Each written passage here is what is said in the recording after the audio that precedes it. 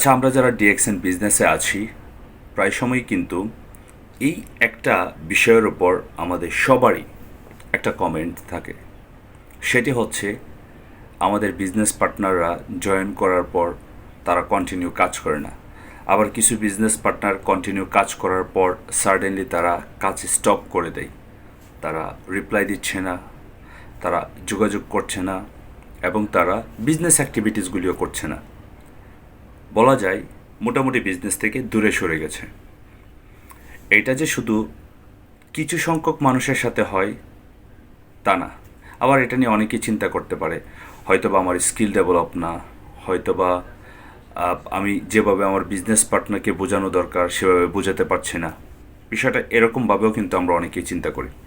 আসুন আমি একটু ধারণা দিই, এবং এই প্রবলেমটা কি শুধু আপনার সাথেই হয় নাকি সবার সাথেই হয়। এখন প্রথম যে বিষয় সেটি হচ্ছে, এই প্রবলেমটা শুধু আপনার সাথে একা হয় নাই, একা হচ্ছে না। আজকে যারা ডিএক্সএন বিজনেসে জয়েন করছে তাদের সাথেও হচ্ছে, যারা 30 বছর 32 বছর আগে জয়েন করেছিল তাদের সাথেও হয়েছে, যারা ক্রাউন অ্যাম্বাসেডর হয়েছে তাদের সাথেও হয়েছে। তো শুধু যে নিউ মেম্বার তাদের সাথে হচ্ছে বিষয়টা এরকম না, সবার সাথেই হয়েছে। আমি যখন তাদের সাথে কথা বলি, অনেক সিনিয়র লিডার, তাদের একই কথা।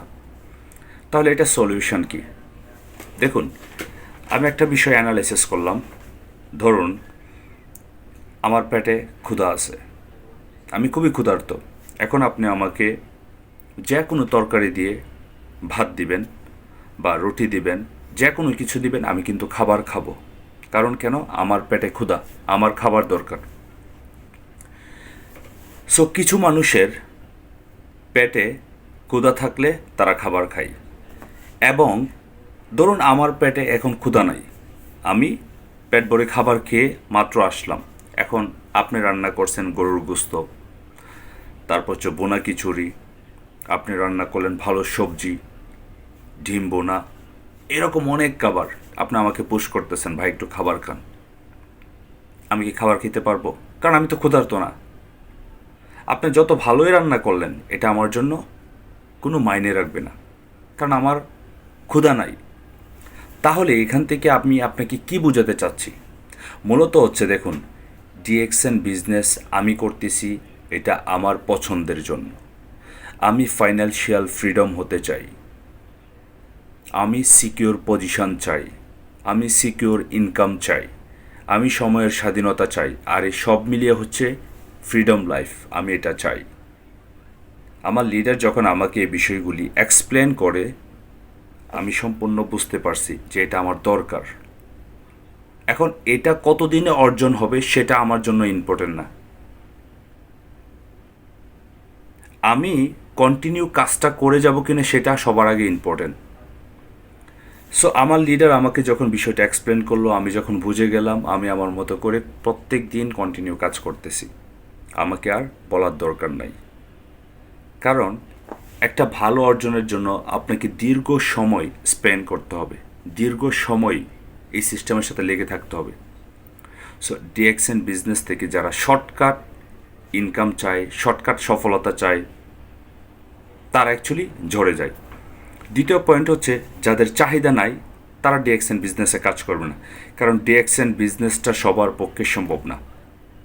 এটা একটা আর্ট, এটা একটা এমন ডিজাইন, আপনি যদি 10 বছরও লেগে থাকেন, 10 বছর পরে আপনি 100 বছর এখান থেকে রেজাল্ট পাবেন। যারা ডিএক্সএনে 32 বছর আগে জয়েন করেছিল, যেহেতু 33 বছর রানিং ডিএক্সএন কোম্পানি, এই 32 বছরে তারা কিন্তু অনেক স্ট্রাগল করেছিল, কেউ 10 বছর, কেউ 15 বছর। কিন্তু দেখেন 15 বছর পরে তাদের যে একটা ইনকাম সোর্স তৈরি হচ্ছে, অনেকেই পৃথিবীতে নাই, তাদের পরিবার পাচ্ছে। তাহলে এটা কি একটা সুন্দর সিস্টেম না? এখন এই সিস্টেমগুলির জন্য তো সময় লাগবে। সো যাদের ভিতরে ধৈর্য নাই, যাদের ভিতরে ক্ষুধা নাই, তারা কিন্তু কন্টিনিউ থাকতে পারবে না। আর এর জন্যই আমি এরকম চিন্তা করি যে মনে হয় আমার সাথে এরকম হচ্ছে যে বিজনেস পার্টনার কাজ করে না, তারা শুনতেছে না, তারা অ্যাক্টিভ না। কারণ কথা হচ্ছে, যার ক্ষুধা নাই সে কন্টিনিউ করবে না, যার ক্ষুধা আছে সে কন্টিনিউ নিজে থেকেই করবে।